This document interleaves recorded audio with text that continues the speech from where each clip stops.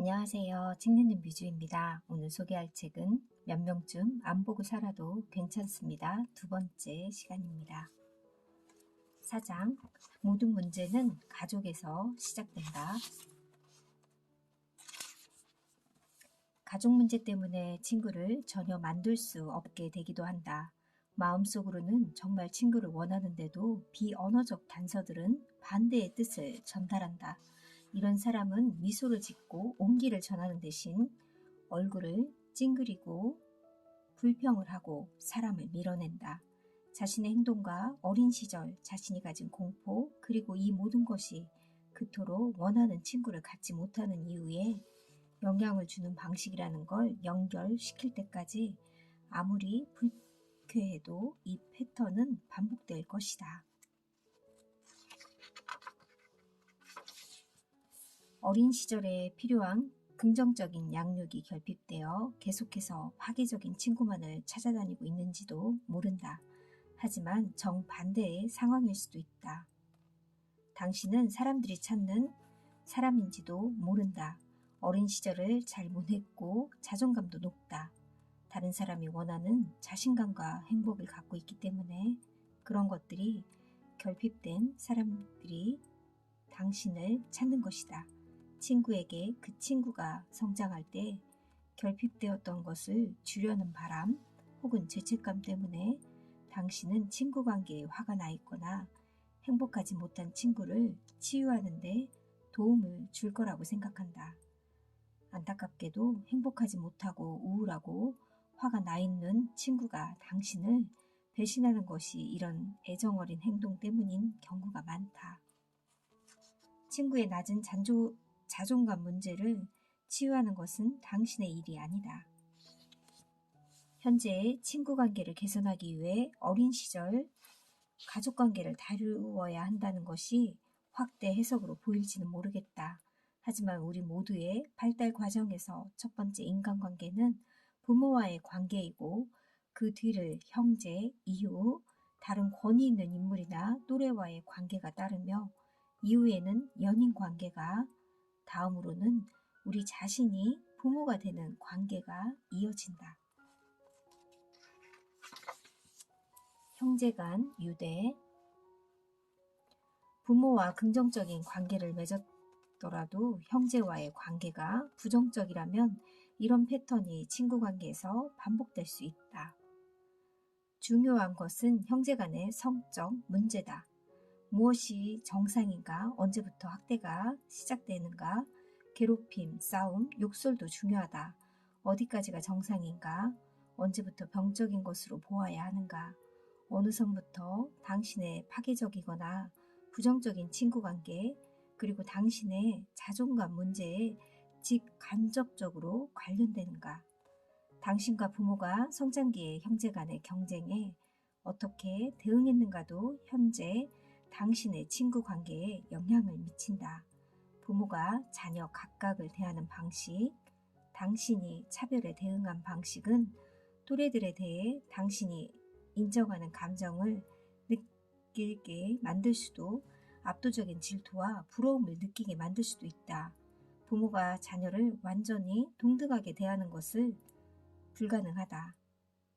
나이나 역량에 큰 격차가 있을 때는 특히 그렇다.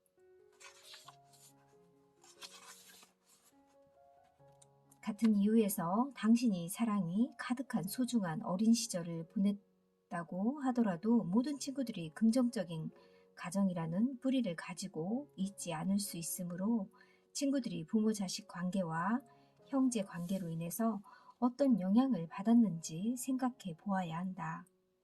친구 관계의 문제를 다루는 것은 어린 시절 가족 관계를 생각해 보는 좋은 기회가 될 수 있다.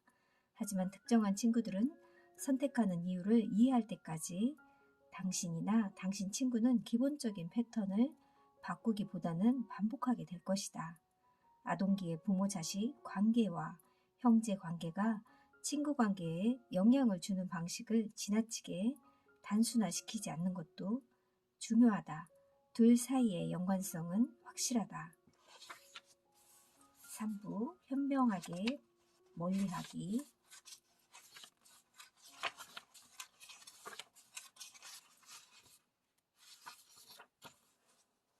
함께 있고 싶지 않은 사람들을 억지로 모으려고 하다 보면 모두가 우울한 시간을 보내게 된다.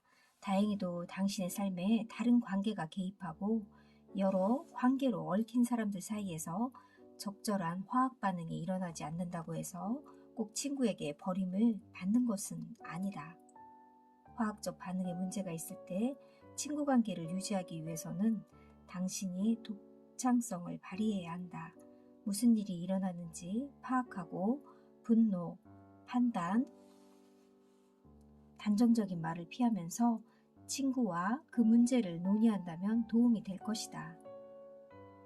침묵을 지키는 사람은 화를 내는 대신 조용히 입을 다물고 충돌을 피하고 있다고 합리화할 것이다. 상대가 잘못 해석할 수 있는 말도 하지 않는다. 상대가 따라할 수 있는 욕설도 하지 않는다. 비난이 담긴 이메일이나 편지도 교환하지 않는다. 침묵뿐이다. 하지만 침묵 안에는 행동이 있다. 표면적으로 행동이 없는 행동이다. 침묵은 어떤 편지, 이메일, 전화보다 강력한 행동이다. 침묵을 사용하는 사람들은 갈등과 관련된 양면적 상황에 대처해야 한다는 생각에 압도되어 있을 것이다.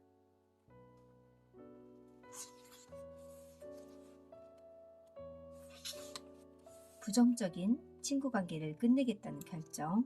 친구 관계를 끝내기 위해서는 강해져야 한다. 친구 관계를 끝내는 것은 가볍거나 쉽게 실행할 일이 아니다. 친구 관계, 특히 가까운 친구나 절친과의 친구 관계는 강한 감정을 불러일으킨다. 당신의 친구는 당신에 대한 비밀을 알고 있을 수 있고 친구 관계가 끝날 경우 그것을 공개해서 당신에게 상처를 주거나 당황하게 만들지도 모른다. 친구 관계를 끊는다는 것은 사람을 버리는 일이고 그것은 정당한 이유가 없이 해서는 안 되는 일이다.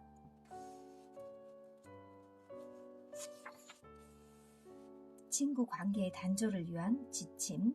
친구 관계, 특히 진지한 감정 교류가 있었고 친밀한 정보가 교환된 가까운 친구나 절친과의 관계를 어떻게 끝내는가는 매우 중요한 문제다. 친구를 분노하게 만들고 싶지는 않을 테니 말이다. 대개의 경우 관계가 극적으로 끝나는 것보다 자연스럽게 시들어가는 편을 원한다. 아무래도 직접적인 대립보다는 서서히 멀어져 당신에 대한 안갚음의 가능성을 줄이는 편이 낫기 때문이다. 극적인 결말을 피하고 싶은 데는 많은 감정과 에너지 소모의 이유가 있다. 당신은 이미 그 관계에 당신의 귀중한 자원을 지나치게 투자했다고 생각할 것이다.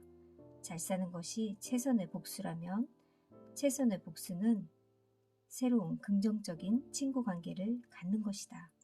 한동안 친구가 만나자고 할 때마다 바쁘다고 핑계를 대고 친구가 무언가 눈치를 채는 것이 당신이 바라는 그림일 것이다.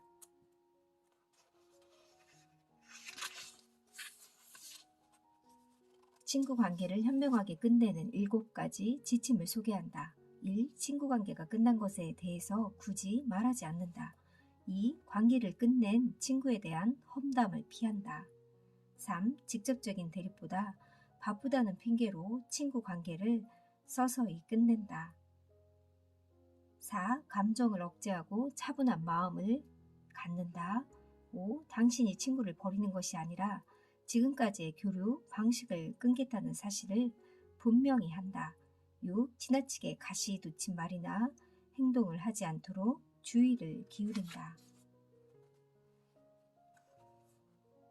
분노나 화를 유발해 안갚음으로 이어질 가능성을 최소화시키려면 다음 제안을 기억하라.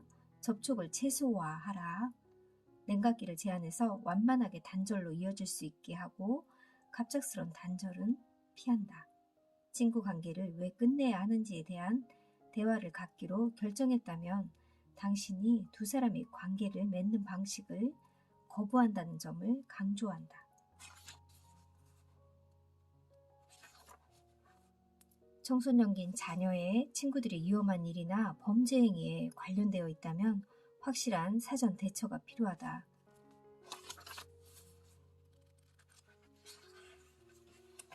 어디에서 시작해야 할까? 모든 친구 관계는 인터넷을 통해서든 전화를 통해서든 직접적인 대면을 통해서든 낯선 두 사람의 만남에서 시작한다. 낯선 사람들이 지인이 된다. 시간이 흐르면 그 관계는 시험을 거치면서 친구 관계로 발전할 수도 있고 서서히 연락이 끊길 수도 있고 심한 경우에는 적대감을 낳을 수도 있다. 그 과정을 시작하기 위해서는 상호작용이 일어나야 한다. 혼자 있는 시간이 많은 사람이나 집에서 일을 하는 사람이나 은퇴한 사람과 같이 새로운 인간관계를 맺을 기회가 적은 사람들에게 그것은 생각만큼 쉬운 일이 아니다.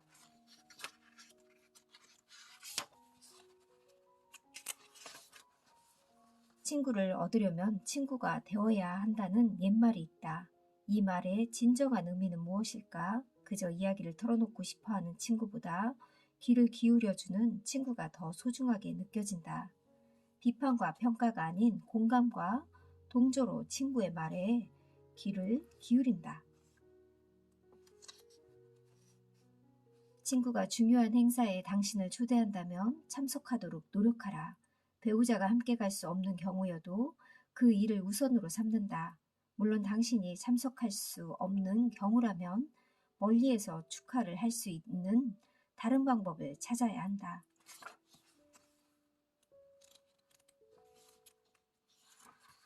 친구는 자신의 거울이다. 때로는 친구를 변화시키기 위해 우리가 변화해야 한다. 본이처럼 말이다. 스스로를 보는 방식을 바꾸면 같은 친구도 다른 시각에서 볼 수 있다. 친구는 외로움, 커리어의 문제, 연애에서 느끼는 실망감, 정신적 질환, 실패로 인한 통증을 모면하는 미봉책이 아니다. 긍정적인 친구나 절친은 당신의 삶을 풍요롭고 만들어 행복을 줄 것이다. 하지만 친구를 사귈 수 있게 된다고 해서 친구가 당신을 배신하거나 해로운 친구를 만날 가능성이 낮아지는 것은 아니다. 부정적인 친구 관계만 생각하게 만들려고 이 책을 쓴 것이 아니다. 긍정적인 친구 관계는 얼마든지 존재한다.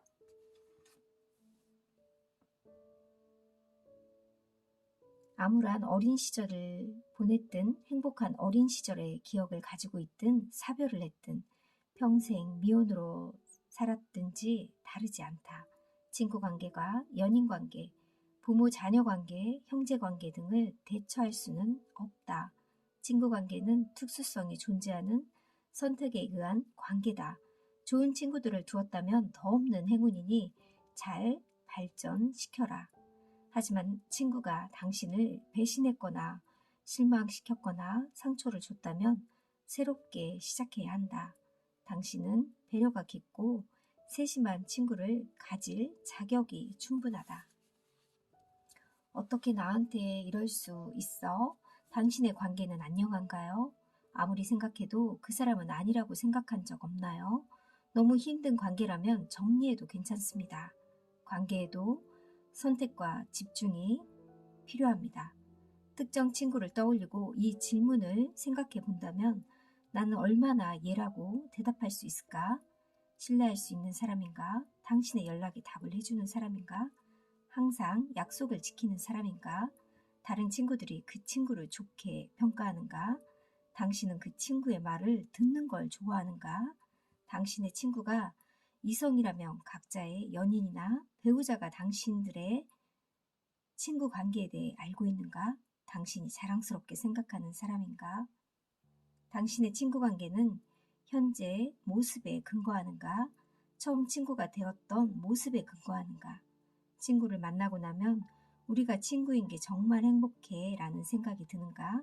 당신이 정해둔 선을 넘지 않고 당신의 사생활을 존중하는가?